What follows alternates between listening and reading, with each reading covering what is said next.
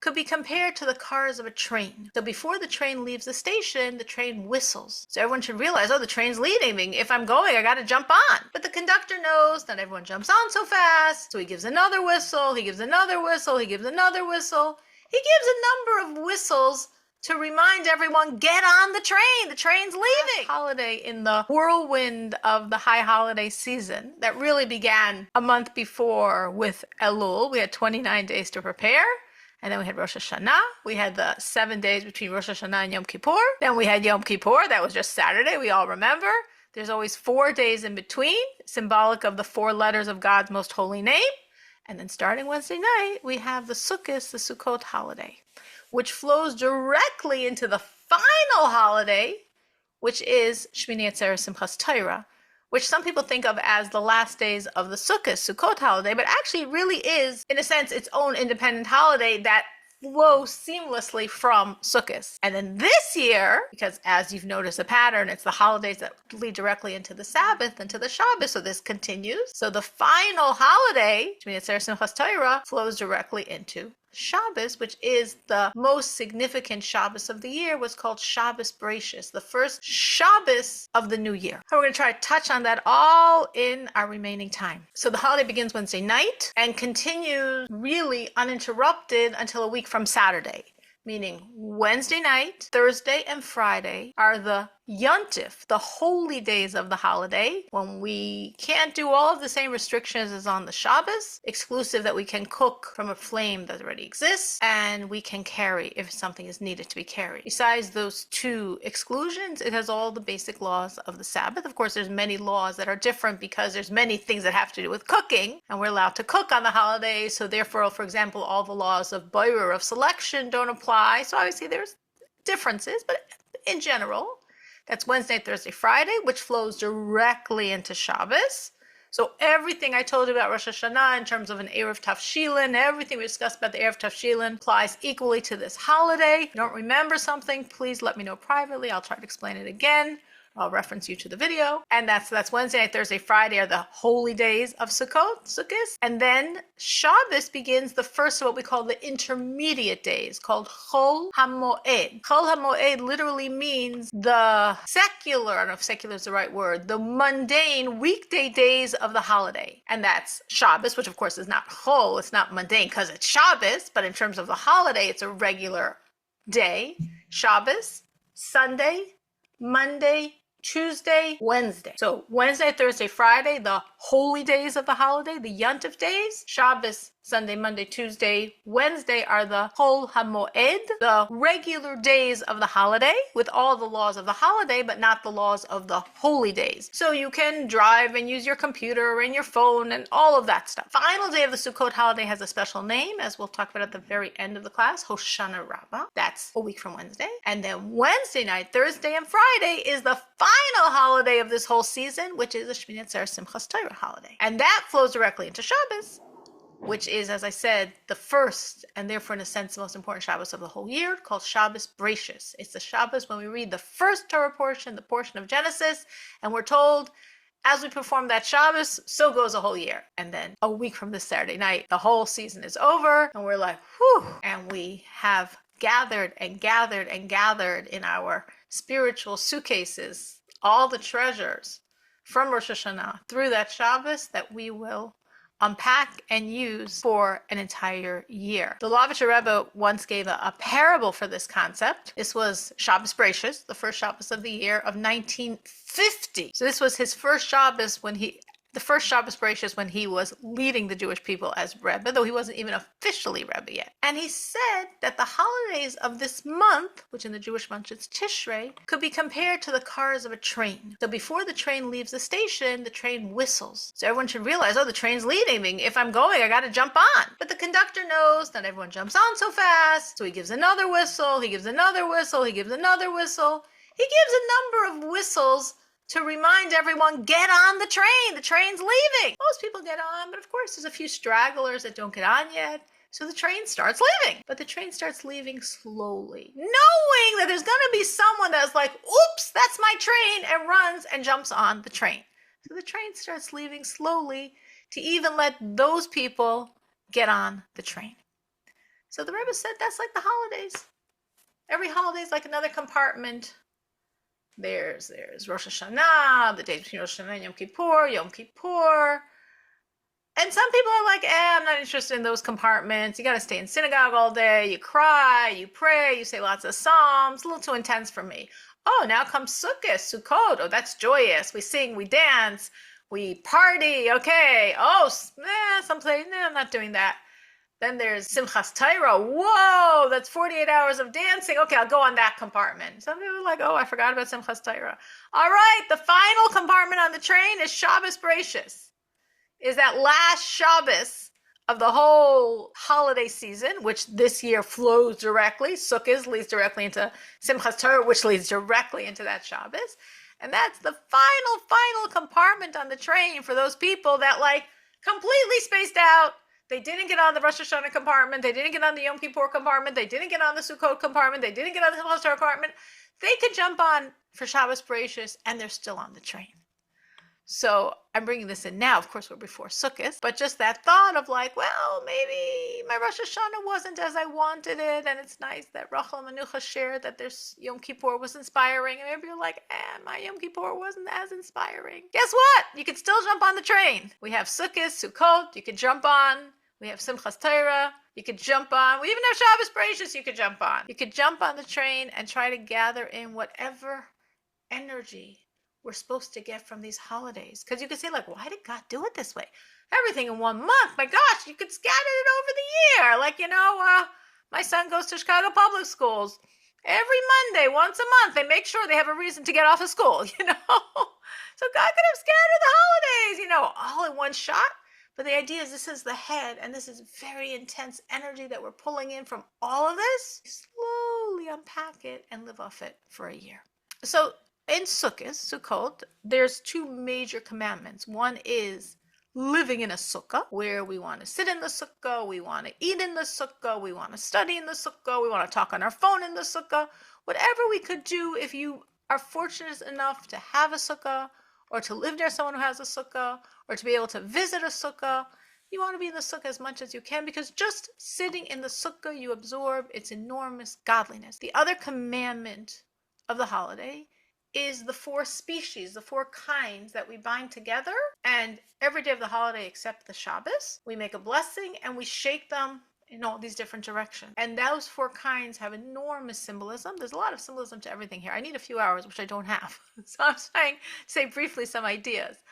But we have those 4 species, the palm branch and the etron, and all together, the myrtles, the willows, they all are representing the 4 types in very broad strokes of the Jewish people. And just as this commandment can only be done if we have all 4 types, you could say, well, the esrog, the etron, that's the most important one that has such a beautiful smell and taste. And then you have the palm branch, which symbolizes the beautiful taste of the dates. And then you have the myrtles that have such a beautiful smell. And then you have the willows that don't have a smell, that don't have taste. You could be raising them wild like weeds. The esrog could cost you hundreds of dollars. The willows you got for free from your backyard. Doesn't make a difference. You need all 4 species together to make that blessing. And similarly with Jews, you have Jews of all different types, and some that have more Torah, and some that have more commandments, and some that have beautiful taste and beautiful smell, and some have only one, and some have none. And to do the commandment, we need all the Jewish people together. I think now, of course, with everything going on in Israel, we're seeing again and again this beauty of the love and the unity of the Jewish people. And I'm seeing things, I'm sure many of you are, which just reaffirms that, saying how she was driving and suddenly there was a siren. She was alone in a car with 2 little children. And she's like, where do I take protection? People park their cars, go to the side of the road to sort of go under that divider, cement, somewhat protection. But what she's supposed to do with 2 little children, she didn't even know what to do. She froze and another car pulled over. 2 men got out. And each one of them took one of her children, and the 3 of them crouched there together. She, with these 2 men she never met before in her life, each holding one of her little daughters. It was unbelievable. It's just that image, that vision of these strangers that, no, they're not strangers, they're family. And just like were there and are protecting her children during that missile that who knows what could have happened. And thank God did. So we need all the Jews. It's a major commandment. And if you don't have one, and if you're near a Chabad house, if you have any connection to any Chabad rabbi or any other rabbi for that matter, any religious Jew. They will be so happy to do the commandment with you. You do it once a day. You can't do it more than once a day. We do not do it at night, and we do not do it on the Sabbath. But every other day of the holiday, which means Thursday, Friday, not Shabbos, Sunday, Monday, Tuesday, and Wednesday. Remember, Thursday and Friday are Simchas Torah. That's a different holiday, so we don't do that commandment anymore. So Thursday, Friday, not Shabbos, don't do it Shabbos. Sunday, Monday, Tuesday, Wednesday. Those are our 6 opportunities to do this special commandment. We can only do these 6 days of the year. And again, if you don't have one, but you know any religious person near you, they'd be so happy to do it with you. Make the blessing. The whole thing takes you under 2 minutes. And it's a very, very powerful commandment that draws down enormous godliness. Sukkot is about joy. I wanted to speak about joy in various dimensions tonight. Sukkot is about joy. Why are we so happy? Well, we just got completely forgiven. Yom Kippur, it's not like there's Rosh Hashanah, they have no connection to Yom Kippur. We understand Rosh Hashanah, the decree is written, Yom Kippur, it's sealed. Okay, we get that. But that flows into the Sukkot holiday. Because Yom Kippur, when God forgave us, it really was a reconciliation after, if you go back biblically, what had happened before, meaning the original Yom Kippur is the first year the Jews are in the desert. They're in the desert. They leave Egypt. 50 days later, they get the Torah, the first time we ever had the Shavuos, getting the Torah holiday. And then 40 days after that, the Jews sin. They make the golden calf. Moses comes down. He smashes the tablets. We really messed up. Or actually, it was only a few Jews that really messed up. Out of a nation of 3 million, it was 3,000. But we as a people all bore that sin. And we spent months repenting. 40 days after we get the Torah and see God, suddenly we're serving idols? Okay, they didn't think it was an idol. Okay. In the end of the day, how did we do this? How did we allow 3,000 of us to do this from this nation of 3 million? So from then until Yom Kippur, we have another 80 days. And during those 80 days, the Jews are repenting and repenting and repenting. And finally, on Yom Kippur, the final day of these 80-some days between from the sin, God said, I forgive them. Moses, I forgive the Jewish people like you said. So that was the reconciliation. When we got the Torah, we're talking 120-some days before, that was like, we got engaged. 40 days later, we messed it up. We broke it off. 80 days after that, we were together deeper than ever before. After that reconciliation, we were closer to God than originally. Now it's the real engagement. You know, like you're in a relationship and you went through some tests and you went through some challenges and you pulled through. And you have a deeper, closer relationship than you had initially before any of that happened. So now, after testing our relationship with God, after tarnishing our relationship with God, after renewing our relationship with God, it's deeper and closer than ever before. And that was Yom Kippur. That was the first Yom Kippur.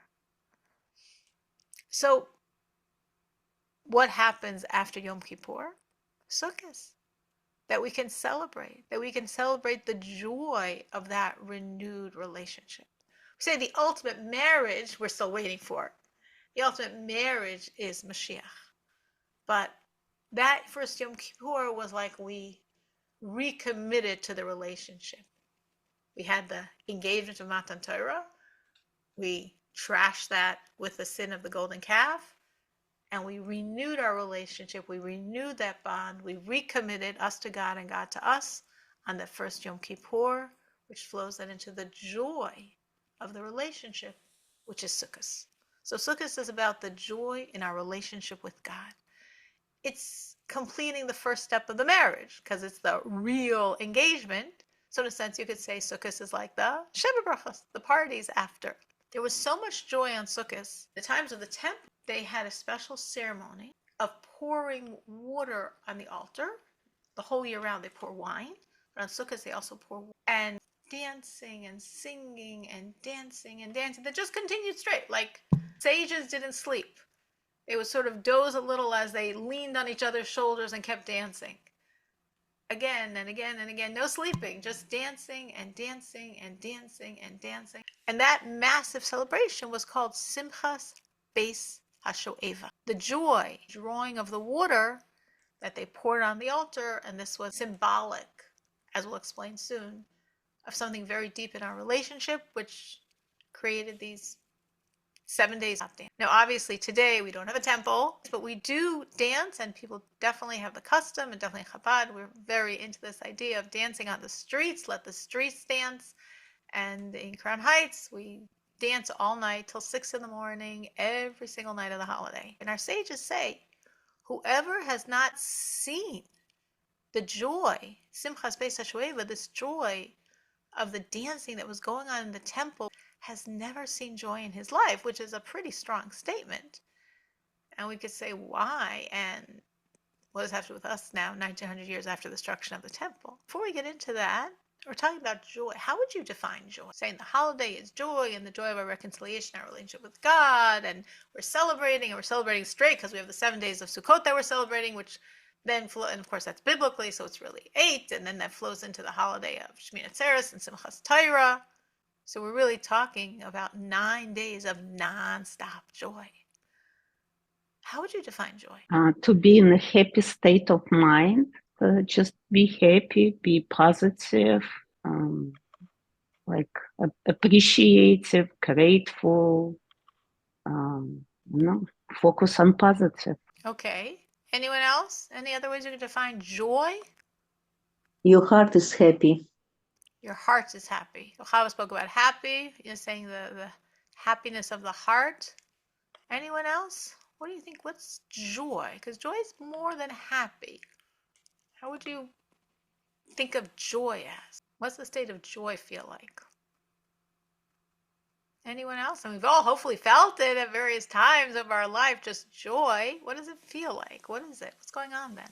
I feel it content. Content? Content is joy? Yes. I feel I'm joyous when I feel calmness in my heart, when everything around me is in peace. And this state makes me feel happy.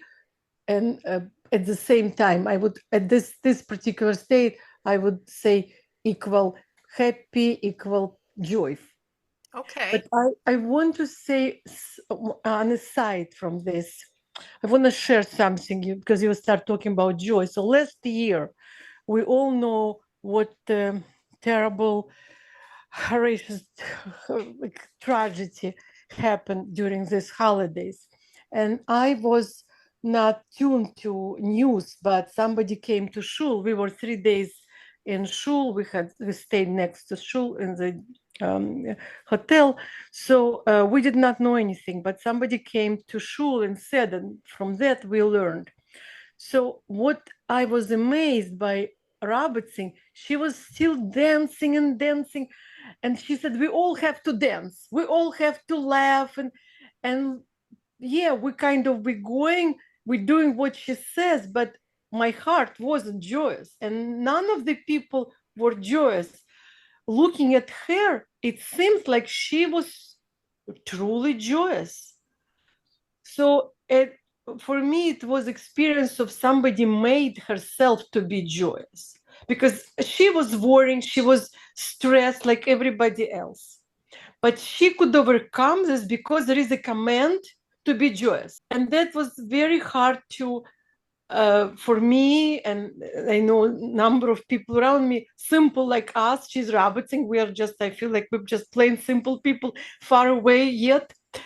And we very hard to comprehend this state of mind. So she commanded that God commanded to be joyous, and she listened and she fulfilled this command. And also because what she understood and knew was that joy has a tremendous power. That's what she's right. Wants to create the salvation that was needed then. The most strong tool of that day is joy. And therefore, all over the world, as Jews heard the news, Jews danced and sang and rejoiced and rejoiced. And maybe they were also crying, but they were dancing and they were singing and they were dancing and they were dancing because they knew that is the power we have to defeat that. Which So goes actually into what I was going to say, a definition of joy, which is a little different than what everyone else said here. right, just one, probably that's what you wanted to say, or maybe something like that. That what I understood. So whatever I said about my feel about joy, to be in a good state of mind, in a content, etc. Content.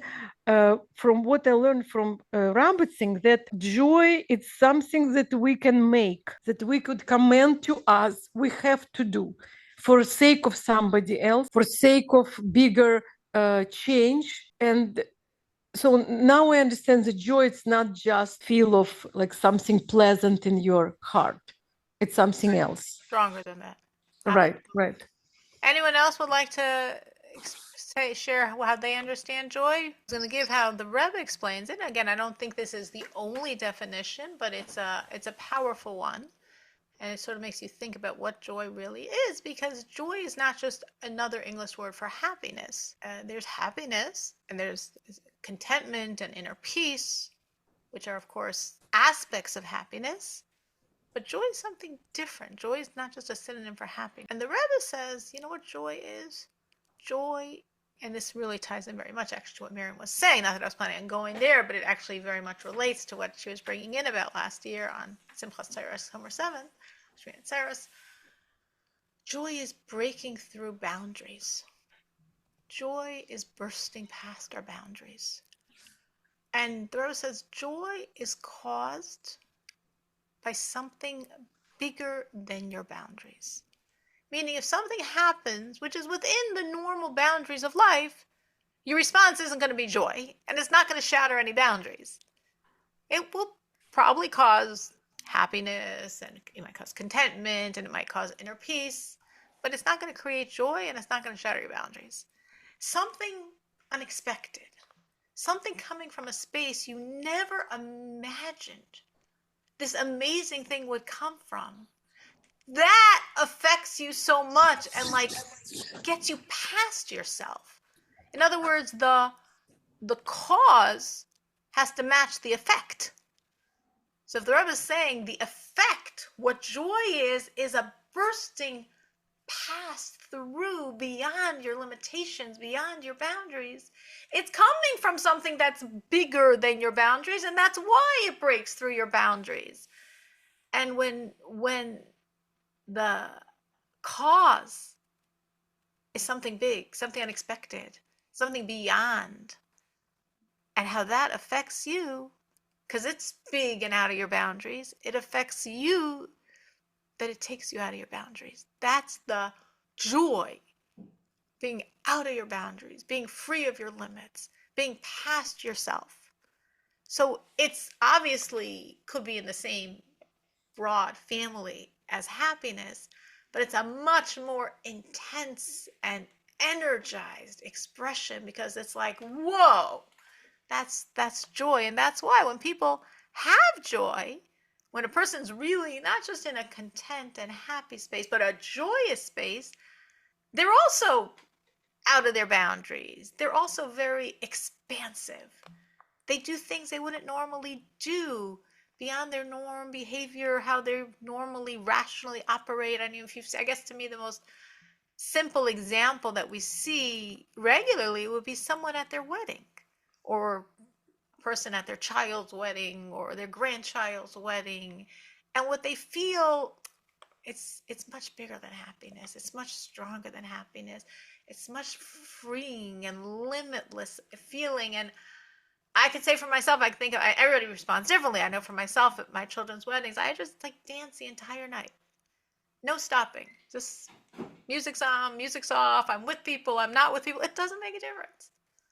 It's just this free energy, this expansive energy, being past our boundaries, no boundaries, because of the exuberance of this very big, bigger than us, in this case I'm saying wedding, thing that's happening that affects us that way. And that's why our sages say, that's exactly actually how our sages talk about joy. They say joy breaks through boundaries. Joy bursts through boundaries. So when we're joyous, we're breaking our boundaries. And when we're joyous in terms of our relationship with God, God reflects this, as there's many verses and quotes and concepts that bring out how God mirrors us. Like there's a verse that says, God is our shadow. God is my shadow. What does that mean? So the Baal Shem Tov says, just like the shadow is mimicking the person, so to speak, God is mimicking, so to speak, following after us. There's many other quotes and verses that bring out this point. So when I am in this space of joy and I'm breaking past my limits, God also breaks past the limits and the normative boundaries. And this is how we're supposed to serve God. We're supposed to serve God with joy. So to serve God with joy, as Miriam was just saying, is not just an event happens. We can do it to ourselves, as she put it. It means I put that which limits me on the side. And this overarching thing that limits me is my intellect, how I process life. That's limiting me into the parameters of that intellectual understanding of whatever's going on. So when I'm serving God and I want to serve God with joy, as we're told we're supposed to serve God with joy, what it means is I have to sort of put my rational limiting part on the side and just be open to God. As we say, acceptance of the yoke, acceptance of divine service, limitless. Because again, it doesn't mean like, oh, so you're supposed to not be smart, you're supposed to not understand. Of course, you have to think and you have to process, and we learn lots and lots of things about God. But if the cap is my mind, then I can only serve God as far as it's rational to me. And that's very limited. And that puts me in a very limited space. I can't get limitless from limited. I can't get joy from limited. So when I'm putting my intellect on the side, I'm not limiting myself to what I understand in terms of my relationship to God. I'm just clinging to God. I'm clinging to God by doing what he's telling me to do, by doing his commandments. That's the idea of a commandment. In the Hebrew, the word for commandment is mitzvah. And mitzvah, the root word is tzavsa, which means a bond. So every commandment is just another piece of me clinging to God. So when I'm clinging to this limitless God, it brings me to this limitless space. That's the space of joy. So I'm sure we've all had situations in our life in terms of God and us where we sort of put our brain on the side because it didn't make sense to us, to connect to him, to serve him, to do what he wants. Anyone can think of themselves in that situation, would like to share, or would just like to indicate that they definitely have times when they just put their brain and their questions and their it doesn't make sense to me on the side and just say, this is what God wants. I'm on that train. I'm just going to be on that train, let it flow. And as I get on that train, I see things shift. So I've definitely had that experience many times. Anyone else here? Think of times when God asked them things that didn't make sense to them. They didn't understand the command, or it didn't make sense to them, the command, what they found out that God wanted, but they just said, okay, this is what he wants. I'll just do it anyway. Anyone else besides me? I will try to share this crazy thing. I've been talking about stopping to smoke for a long time, Yes. many times, and not always successful. Time goes by and then I go back. And at some point I started feeling like God is talking to me. He doesn't want me to smoke. I have different things that happen where I feel like God tells me don't do that. And finally I'm like, God tells me not to do it. That's it. And you stopped? And I stopped. Wow. That's huge. Because when you feel it like that, it's like you have a relationship. And if he's telling you, then you're going to listen. He's telling me, so I should listen. Wow. Very powerful. I can totally relate. So I decided to quit dancing tango for Wow. God. Yes. And also something was happening. Mostly my middle daughter was asking me to babysit. So I was busy. And then I decided that definitely it's not good for my soul. And Hashem made it much easier than I thought it would be. I was totally addicted to this type of activity and I enjoyed it a lot. So I quit Wow. a few months ago. That is huge. It's huge, How many yes. years have you been dancing tango for? Many years, like 15, no, More than I think 15. 17, yeah, 17 years. You were dancing tango from when you first started the class, and that was probably like 13 Yeah, years ago. yeah, maybe 17. I Wow. know. It was a big part of my life. Yes. That's very special. Anyone else can think of situations where they just are, doesn't make sense to them, but they know God wants, and therefore they're doing it anyway, and they're just putting their brain on the side. You don't have to share the details, just yes or no, had that type of experience. Anyone else? I can't imagine just me and Rachel and Manucha. So, Many times. Many okay. For times. me, it was, yeah. I said, yeah, I'm stopping. God does not want me to do that. That's it. And I was so calm. I was rushing to do something. And then when I was thinking, okay, God does not want me to do that, whatever. That's it. And it was so calming and felt good. Wow. Even I did not do Wow. what I wanted to do. Yeah. Wow. Yeah. Chava, what were you going to say?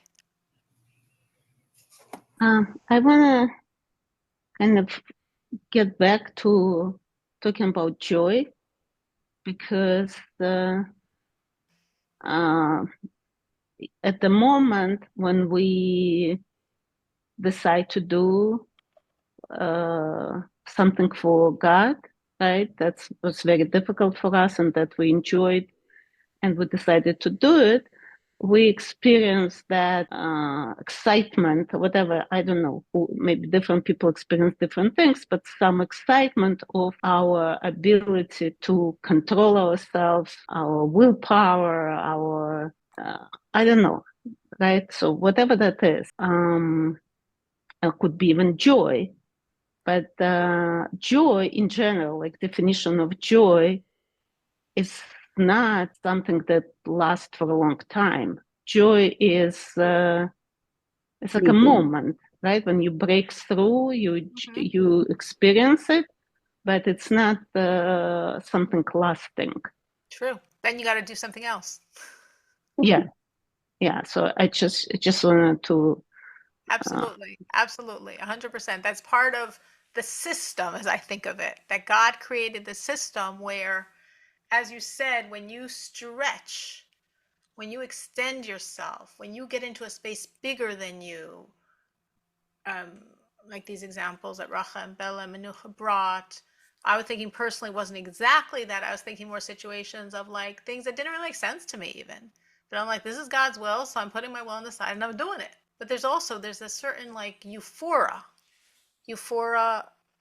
as I was saying, because you're connecting to God, because God's limitless, and you're just putting your own limited stuff on the side, and you're connecting to His limitless, and that feels amazing. And then the feeling might pass, and God set it up that way because then you got to go to something else.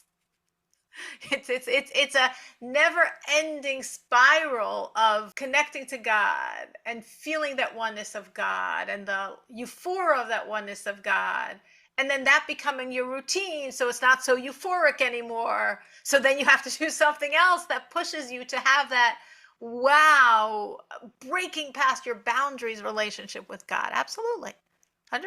Absolutely. I definitely think it's deliberate design, because otherwise we could do one thing and be living off that for the rest of our life, It's so good and it's so limitless. So for the next 30 years, I could be on cloud 10 from that one thing. God's like, oh, no, I don't want that.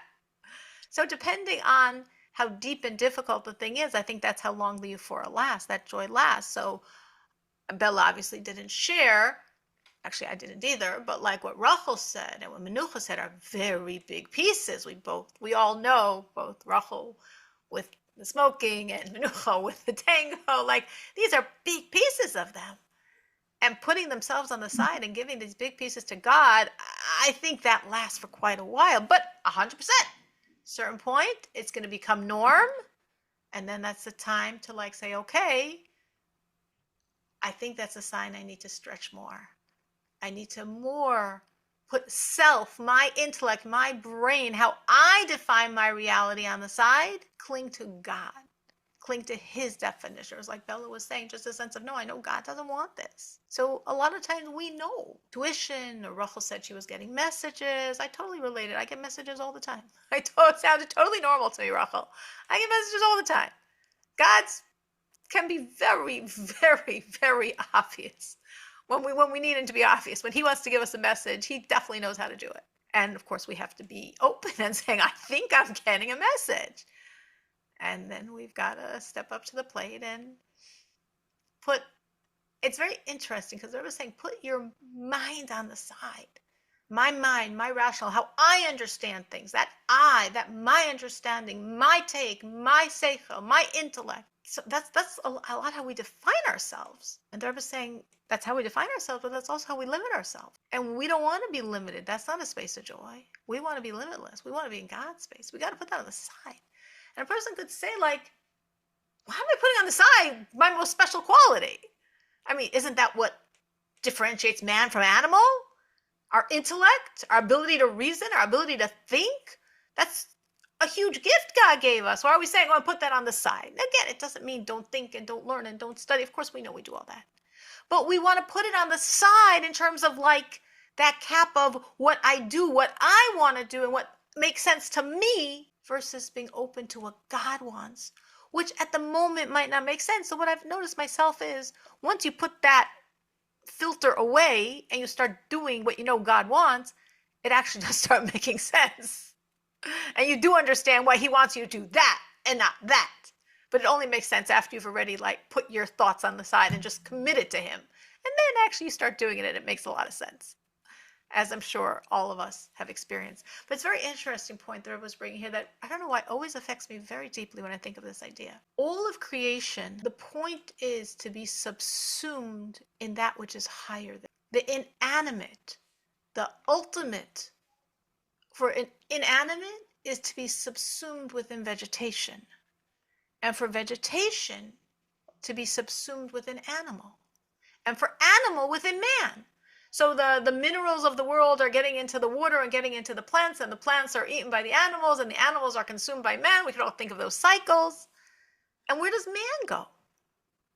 Where does man go in this, so to speak, evolutionary spiraling higher and higher? Where does he go? Well, man's ultimate is to be subsumed within God. So as the inanimate within the vegetation, its fulfillment, escaping its limits of self, and vegetation to animal, escaping its limits of self, and animal into man is man into God.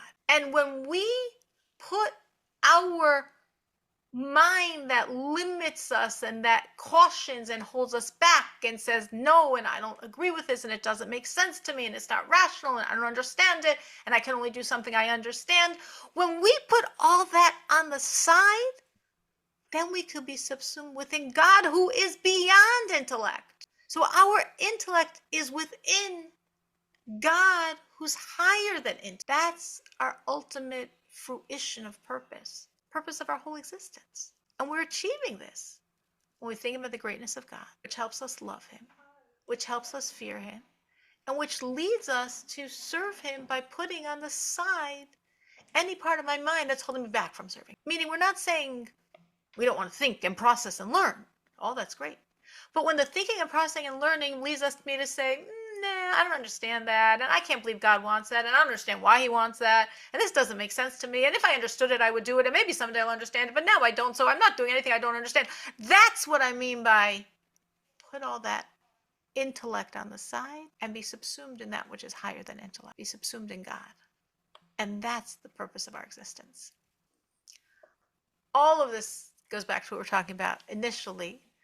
Yes, this has to do with Sukkot, and our sages say that the Simchas Beis HaShoeva, this pouring of the water on the altar and the dancing that goes on for 7 days, really, times of the temple 8 days, by us 9 days. Why? What did that symbolize, pouring that water? So originally, as God created the world, it was all water. The whole world was water. Everything was under the water. All land was underwater. And God separated He made now from all this whole mass of water, he made the upper waters and the lower waters. The upper waters, the heaven, the lower waters, the oceans, the lakes, the rivers. He separated the upper and the lower waters. And it says that the lower waters cried. They said, I also want to be before the king. I don't want to be stuck on planet Earth. The upper waters are in the heavens, and I'm stuck as an ocean, as a lake, as a river on planet Earth. So God said to the waters, I'm going to give you a gift. On the Sukkot holiday, the focal point of the most special service is going to be you pouring the waters. So why does this embody joy based on everything we've said? Because it shows this idea of breaking past boundaries. Now the lower waters are not lower. They're elevated past themselves. There's a central point of this whole joyous, significant service of the temple for 7-8 days straight. Not only are they not lower, they're transcending their origin. And that's the point. Boundaries are there for us to overcome them. Limits are there for us to transcend them. For us to also be lifted up past our origin. So this pouring of the water symbolizes getting past the boundaries of creation itself, bursting past and through the boundaries by clinging to God. And that's the source of joy, breaking past boundaries that limit us in our relationship with God. That's what we're celebrating. We're outside Israel, so we get 9 days, which sort of flows into the 10th because it flows right into Shabbos. But we've got 7 days of what we're calling Sukkot and 2 days of Shmini Atzeres Simchas Torah, 9 days straight to celebrate our relationship with God, which is very connected to Mashiach. Actually, Mashiach and joy have the same letters. And I'm over time, so I can't talk more about this. I could go on and on and on because there's so much to discuss and understand in terms of joy and in terms of Sukkot. And obviously it's not for this year because we didn't get to it, but that's wonderful. What was shared was beautiful and meaningful and very, very touching for me, that's for sure. So just to summarize what you said, we all need to think of something, what to do extra, go outside of our boundaries. That's how we're going to create joy for Sukkot, right? Because practical advice. And practically, specifically, something that your brain opposes. Specifically that your brain says, no, no, no, not that. Because the whole idea is you want to break past your boundaries.